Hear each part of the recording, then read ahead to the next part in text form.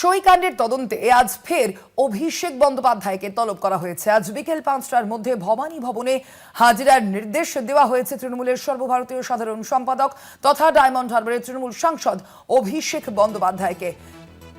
কথা বলবো, আমাদের সঙ্গে রিয়া রয়েছেন প্রতিনিধি ফোন লাইনে।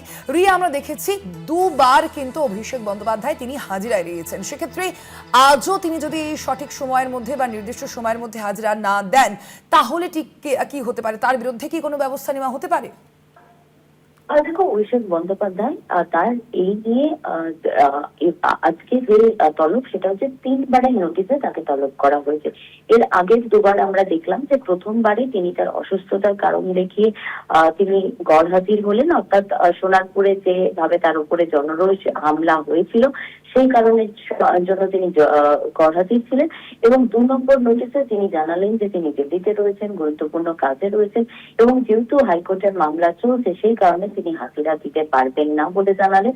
এবং সেই দ্বিতীয় নোটিশের পরেও কিন্তু সিআইডি তাকে সময় দিতে নারাজ, তাই গতকাল বিকেলে ফের পৌঁছে গেল সিআইডি টিম এবং তার বাড়িতে নোটিশ ধরালো। এবং সেই নোটিশের যে সময়সীমা রয়েছে সেটা আজকে 5টার মধ্যে। কিন্তু এখনো অব্দি অভিষেক বন্দ্যোপাধ্যায় তিনি কিন্তু দিল্লিতেই রয়েছেন, দিল্লি থেকে তিনি এখনো অব্দি রওনা দেননি কলকাতার উদ্দেশ্যে।